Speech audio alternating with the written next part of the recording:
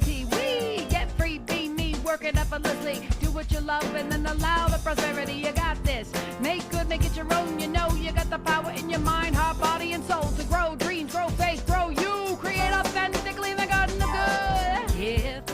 Live, and love. In a garden gonna dig big and trust. In the garden gonna create, elevate, celebrate, and love. To the garden.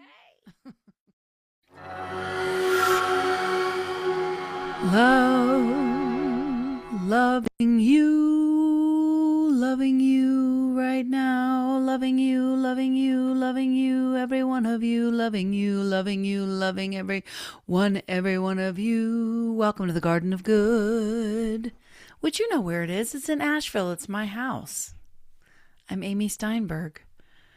We are on Zoom right now, but I am recording this, so I edit it out and all the stuff, but I just wanted to say Happy New Year.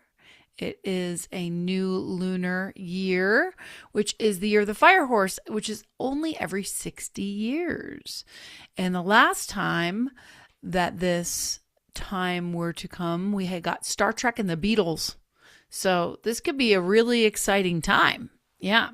And I'm just going to read you a little bit about the fire horse. It's a rare, highly energetic, and transformative year, occurring only every 60 years, representing intense, I like this because tonight our theme is obsession, intense passion, freedom, and rapid change. This year promises and often requires bold actions, independence, and significant, sometimes disruptive, advancements in personal and global spheres. Occur. The Garden of Good tonight is obsession. You want my obsession? Yes. And I'm excited about this one because I am an obsessive person. Anybody else? By a show of hands? Obsess.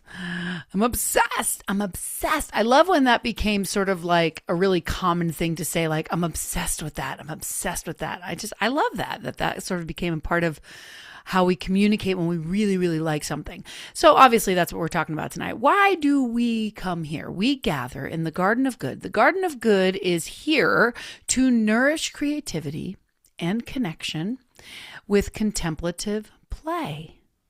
We make good. I have that in quotes because we're not really making good. Good is all there is. We're playing with good. We make good by showing up honestly and creating together. Amen. Hallelujah. Okay, so the Garden of Good is all year long, and every quarter there is a new sort of focus that we look at. So we're doing the heart in January through March, and mind, body, soul. We know this, and we're smack dab in the middle of the heart, which is just so fantastic. I love the heart. It's my favorite place to start. That's where we start. And the idea is that each quarter we pick a root and a fruit. My root this quarter is trust. Please put your root in the comments, and I'm going to speak them into the space for all of us, because if you notice, you are also working on trust this quarter, because guess what? There's only one mind. So we've got truth from Zarina. We've got visibility from Lisa. We've got curiosity with the other Lisa, our two Lisas. We have creativity from Loretta. We have sanctuary. We have following my intuition, and we have voice from Christy and Cindy. So I love that these are the spiritual things that we are all working on. Who is calling me? Oh, Kat must be having a struggle getting in. Let me just make sure she has the... What's up? In the garden. Okay. All right, so each root is going to produce fruits. That's the idea here. And it could be one fruit or it could be many fruits. The idea here in the garden is that we are kind first, of course, to each other and to ourselves. Just open yourself to whatever comes up and comes out. Everything is your choice, and camera is optional, and it is confidential. I would like to invite Reverend Jeannie to pray us in before we sing. Okay, so if you're comfortable, close your eyes. And just inviting you to breathe into this space and creating this place of sanctuary that we are in, knowing and affirming that the divine in each of us is us, individually, collectively, in as all. This is the divine nature that is. This is the good that we are. And we are here to express. And that same creative presence that expresses as us is moving in this world in beauty and in grace. That what we bring to the vibration this day, in this moment, in this place, in this garden of good, raises the vibration for all. That positivity that we are, that light that we are, individually and collectively, lightens the world. The creative process is moving, and that the same presence that made the stars moves through our hands. So I trust this process. I trust this time, knowing and affirming that we are open to receive that which is ours to receive. Knowing and affirming that creative process moves through Amy, and she takes us through talks and walks and creative being in this obsession that is the Garden of Good. And for this, I am so grateful. I say thank you, God. Thank you, life. Thank you, universe. And I let it go, and I call it good. And so it is. And so it is. What an awesome way to start our time together. You are incredible. And so first we're going to sing Love is at the Root of Who I Am, I Am, I Am. Then we're going to think of the you, and then we're going to think of the we, right? Of course, because it's always an I, you, we chant, right? I just love this little chant. It goes like this. Love is at the root of who I am. Love is at the root of who I am. Love is at the root. Love is at the root. Love is at the root. You got it? Love is at the root of who I am. Love is at the root of who I am. Love is at the root. Love is at the root. Love is at the root. Come on. Love is at the root of who I am. Love is at the root of who I am. Love is at the root. Love is at the root. Love is at the root. Come on, one more time on the I. Love is at the root of who I am. Love is at the root of who I am. Love is at the root. Love is at the root. Love is at the root. Now see if you see a little square and sing to somebody. You. Love is at the root of who you are. Love is at the root of who you are. Love is at the root. Love is at the root. Love is at the root. Pick somebody else if you can. Love is at the root of who you are. Love is at the root of who you are. Love is at the root. Love is at the root.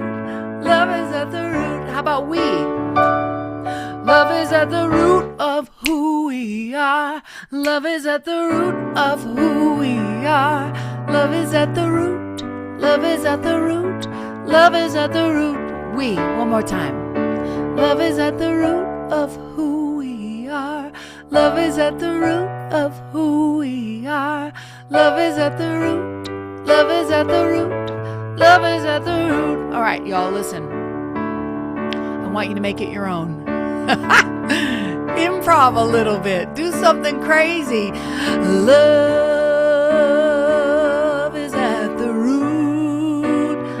is who I am. Love is all there is. Love is all there is, yeah.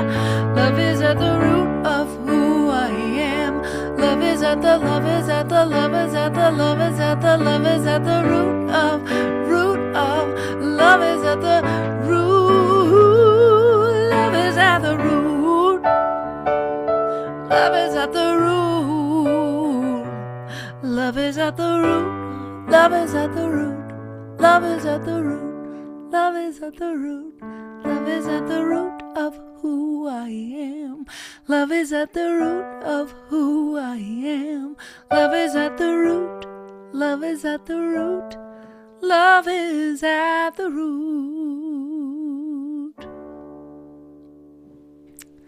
Now, I had invited Rev Lorraine to lead us in the affirmation. Did you get my message, though? Okay. Do you mind unmuting and inviting us all to speak this with you? Unmute. Would you please join me saying this together?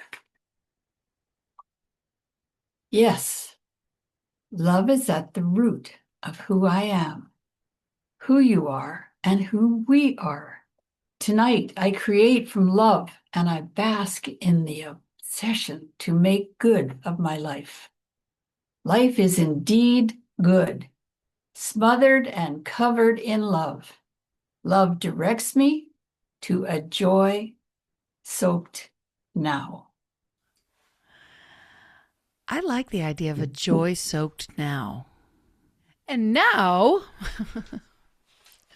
we're going to write our gratitudes. So this year we are using our book. We're actually using our book, Make Good. So the gratitude for this entry will be on page 39.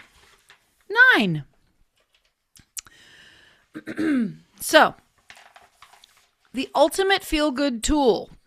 List things you are obsessively grateful for today. What we're going to do is we're going to doodle this, and then we're going to cut it out. It's an anatomical heart garden. Because we are in the heart quarter, and the things that we become obsessed with bloom from our heart. So I have this doodle here. I'm going to leave this up for a minute, and I want you to take a black marker or something dark to just make your outline. And the way I would suggest to do this is to start at the bottom, and notice that the bottom, chunk of the heart is it's a little less than half of the size of the whole thing, right? You can do this however you want. You can do the whole shape at once, or you can do each section. I love this little guide because it has these sections, right? So if you do that first bottom part, I'm going to do it with you. So I've done this like 3 times today, but like the first piece would be that bottom, right?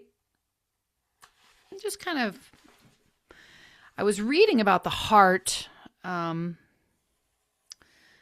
today, and then just add that part, right? Just do it little bit by bit. There's no rush. It's fascinating how the heart gives and receives. And this does not have to be perfect, guys. You can just do, but it is cool, right? It's like we always do the regular hearts that look like, doodles, but how fun to just make an actual anatomical heart. And we are doing it in the book, but I had done it on another piece of paper so you could cut it out, but you don't have to cut it out. You can leave it in your book. So the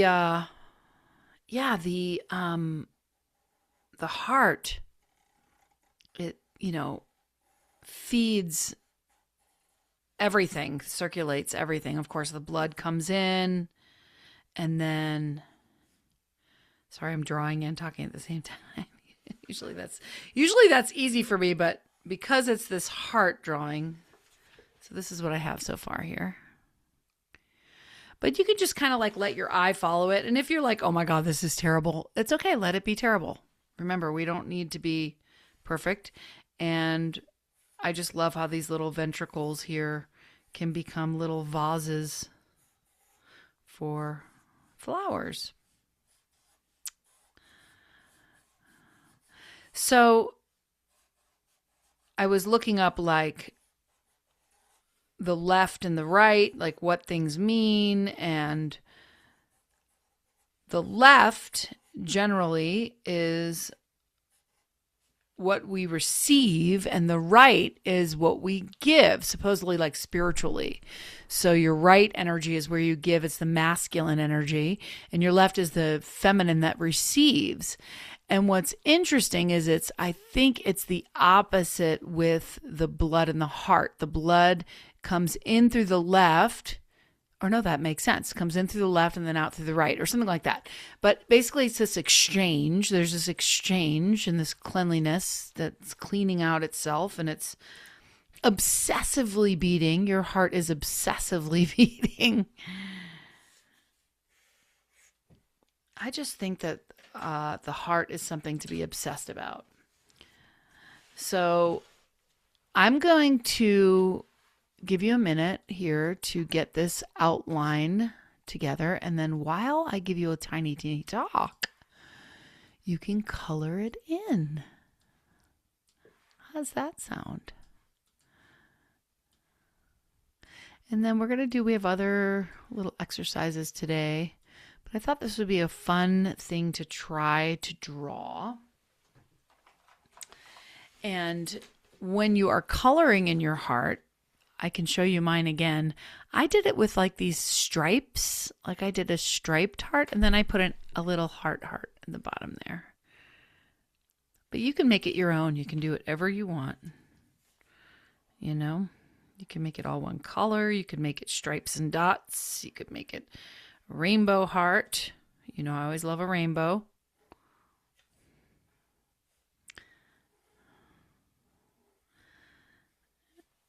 And does everybody have their outline? Kind of? Ish? Ish. Is it okay if I move on to my talk? Everybody know? I'll have little slides, so if you want, I can put that slide where my face is. Should I do that? Yes. Yeah. Like that, and then it's up. Yes. Okay. All right. And I'm going to give you this little talk. Okay.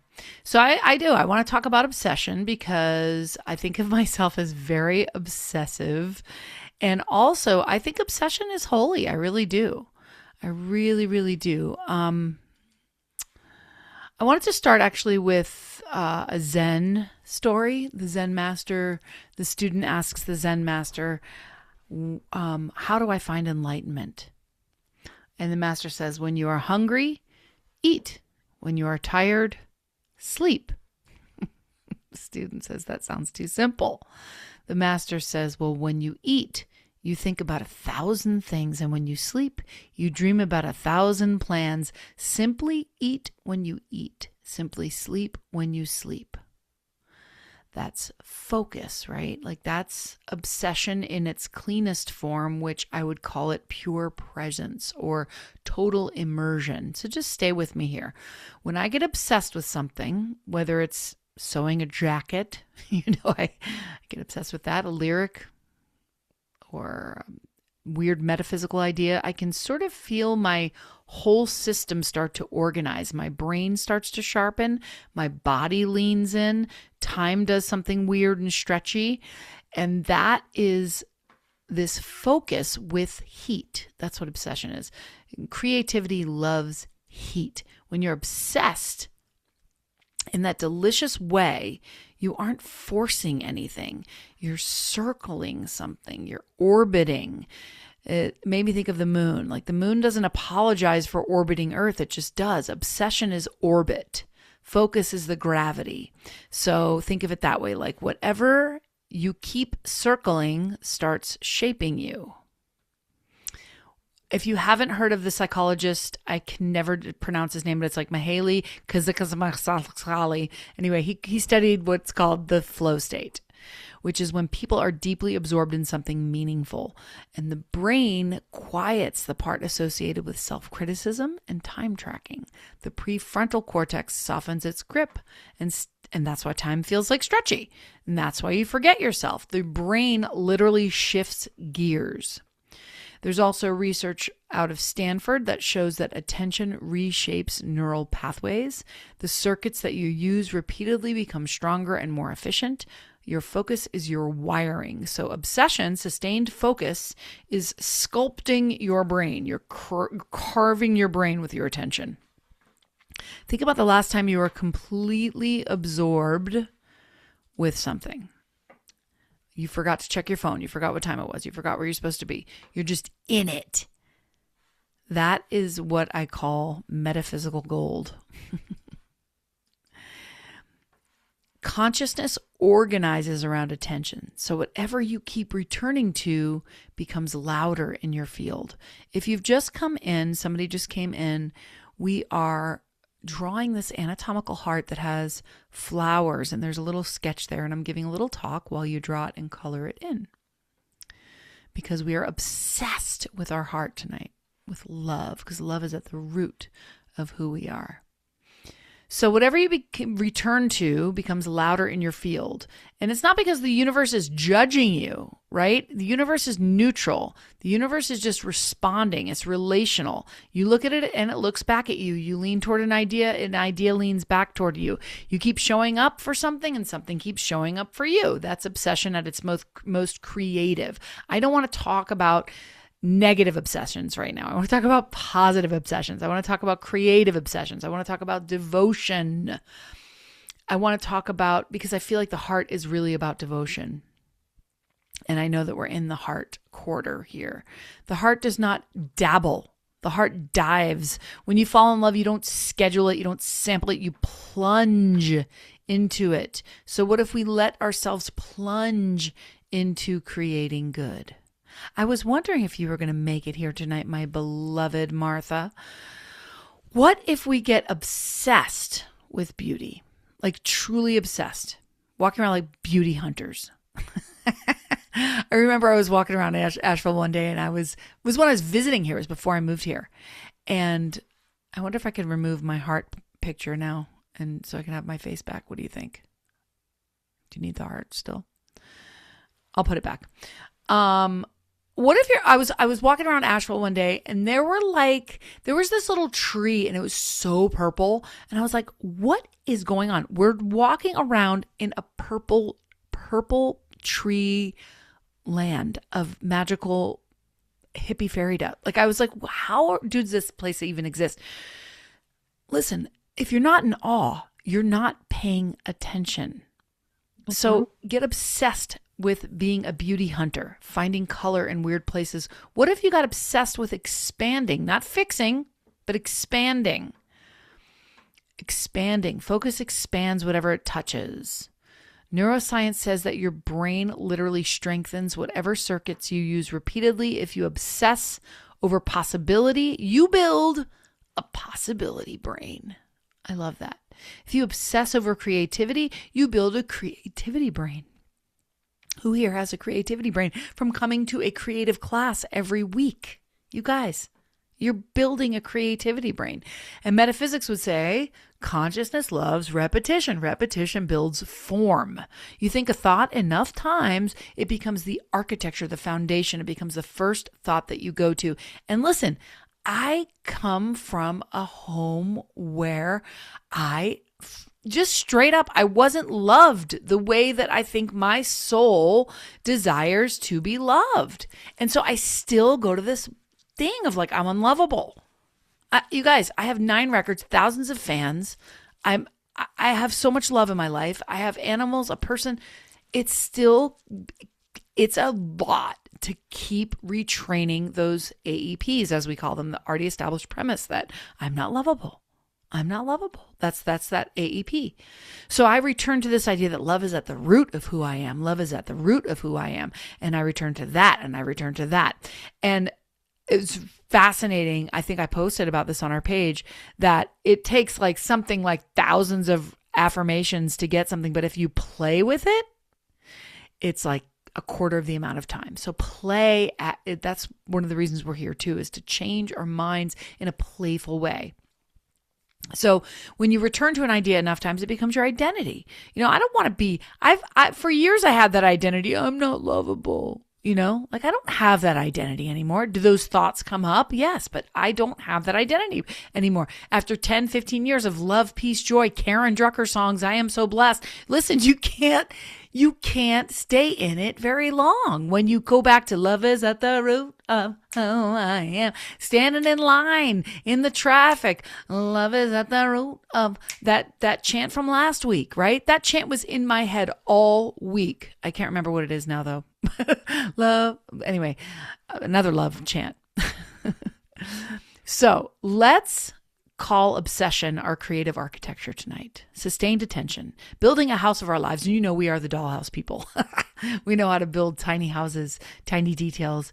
It's how I finish every jacket. It's how I become obsessed with my latest obsession, my fabric art. Look at this piece, you guys. This is like 30 by 40. It's huge. And I worked on this for hours and hours. And and you know why? Because something, an energy in me decided that it mattered. This matters. This painting about a bird over this matters. And when you say something matters, the universe starts to lean back in with you. Focus is participation. Obsession is participation with rhythm. So tonight, I am asking you what you want to participate with. What rhythm do you want to participate in? And I'm not asking you about what you want to eliminate, right? We're not talking about negative obsessions. We all have habits that we wish we, could get better with, right? We all have that. That's what we're talking about tonight. This is not a meeting. This is me asking your spirit, what do you want to orbit? What deserves your gravity? What idea keeps tapping on your ribs? Because that tapping is a creative life wanting your attention. Attention is sacred. You are consciousness with a spotlight, and where you aim changes the stage. So let's aim it on purpose. Let's obsess beautifully. Let's focus like artists. Listen, look at this. I got this at Lisa's amazing art show last weekend. Her stuff was incredible. I hope you have stuff listed somewhere for the gardeners to go buy a piece of your art, by the way. I love my pieces. I got a piece for my partner for Valentine's Day too. It's hanging in the other room. Maybe if she's listening, maybe she'll bring it in so you can see it a little bit later today. But anyway, be like an artist. Focus on something and become concentrated. And if it's just love that you want to focus on, concentrate on that, because concentrated love becomes form. And that feels like the most metaphysical thing of all. When I get obsessed with something, I feel my whole body just reorganize. My brain sharpens, my senses, time goes all bendy. And of course, dopamine, the motivation chemical, it spikes not when you receive a reward, but when you anticipate one. When something feels meaningful or intriguing, dopamine says, hey, stay with that, stay with that. So when you feel obsessed in that electric, alive way, your brain is basically saying, this matters, you matter, keep going. Obsession is often meaning trying to crystallize itself. So in this heart quarter, let's remember this. The heart is designed for devotion. How much do you love that? The heart is designed for devotion. The heart is designed for devotion.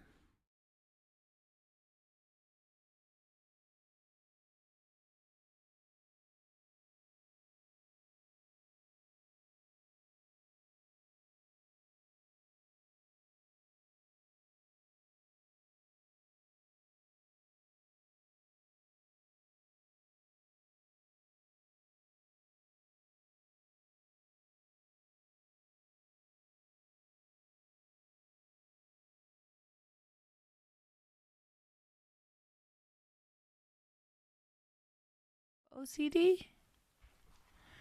Obsessive compulsive disorder? Well, I just find that to be so negative. So today, me and AJ were coming up with other acronyms. I came up with Obsessive Creative Delight. Obsessive Creative Delight. And I love what AJ came up with. Open, calm devotion. Open, calm devotion. So I'm going to put you in breakout rooms and you are going to come up with, there's going to be pairs, and you're going to come up with an OCD and tell us about this, how we practice this particular OCD. So talk about, make your OCD and then practice. Yeah. Go to your room, okay? Go to your rooms. And Reverend Christy, simple, you'll stay. Don't go to your room. Everybody else go to your rooms. Official cookie defender. The outlandish, crazy delight. Oh, Oh, very good. outlandish, Outlandish. Came up with overtly curious devotion. My affirmation card tonight is I choose to obsessively trust love. Wow. I have been having a little bit of, I don't know. I've never been with somebody this long in a relationship.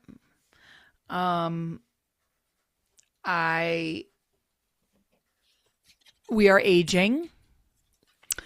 So there's that, and it's like, oh my gosh, I find love and I'm going to lose it. Or, so my affirmation this week is I choose to obsessively trust love. Yes. Rise like a phoenix from past hurts and disappointments. Soar into the eternal light. With forgiveness, change is inevitable. That is so good. Mm-hmm. And here is the moment where I invite you to give to the garden. And I give my gratitude for the gifts that come into the garden. And I want to offer again that I'm doing tarot card readings and spiritual counseling sessions. So if anybody just needs a little extra guidance or wants to connect one-on-one, just reach out to me. I do have travels coming up, but I'm kind of trying to space my travels out a little bit and just root in a little bit more at home. So, and I cannot wait to see you this weekend if I see you at the Unity of the Blue Ridge. Yay, yay, yay. Now, I did send a meditation over to Kat to lead us in to close our night. So I'm going to turn this over. I'm going to invite you to maybe step away from your doodle. Make yourself comfortable in your seat. Let your hands rest somewhere easy. Gently close your eyes. Take one slow breath in and a soft breath out. Again, in, out. Inhale, exhale. Feel the rhythm of your breath. Now bring your attention to your heart area, right in the middle of your chest. You don't have to feel anything special. Just notice the space. Imagine there's a warm light there. Not dramatic, just steady. A quiet glow. This light represents your capacity to care, to devote, to focus. Take a slow breath in. As you breathe out, imagine that warm light becoming a little brighter. Now ask yourself gently, what has my heart been circling lately? No analysis, just notice. An idea, a person, a project, a feeling, a dream. Let whatever arises float in front of you. See it. Now imagine your heart light softly illuminating it, not chasing it, not gripping it, just warming it. Notice how your body responds. Does your chest feel open, curious, energized? Obsession is simply energy moving towards something. Let's refine it. Ask your heart, does this focus expand me? Pause and think about that for a minute. Listen. Your heart speaks through sensation.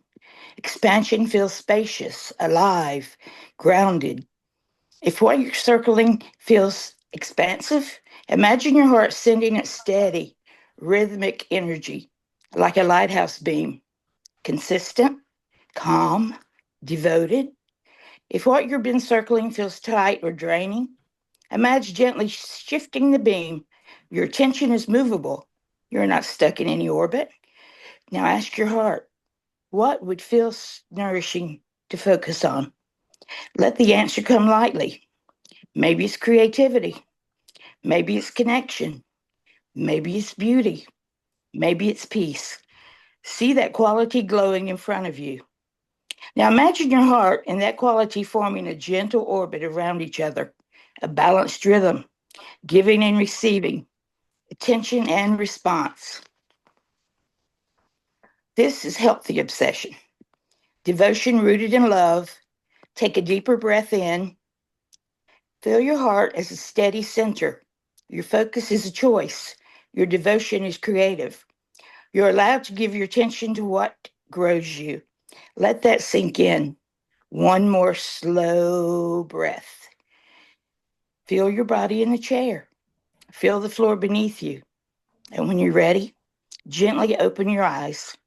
Bring your heart's focus back with you. Home play. Get obsessed with life. Daily gratitude. It's the best practice there is. And like I said, journal your root use. Get yourself a little journal from the dollar store. Keep it on you. So when you notice, oh, I'm practicing, and it doesn't even have to be your root. We're starting to learn each other's roots. When you see yourself following your intuition, when you see yourself expanding, when you see yourself curious. Some of these things we're hearing over and over again. That's your play this week. That's your home play as a gardener of good. So I thank you. I love you. And as usual, we will hang out for a bit after the outro. I have had once again an amazing time with you. You are all so, so wonderful. In fact, let me just close us with a quick little prayer. Why not? Just coming to the awareness, calling this time good, calling each one of us that beautiful awareness of goodness, that as we focus upon and obsess upon peace and love and joy, that we create more of it in our lives, and it ripples out to all of humanity, knowing that this time is really, really good, and it serves us and it serves the world. And so it is. I love you. Blessed be. Here we go.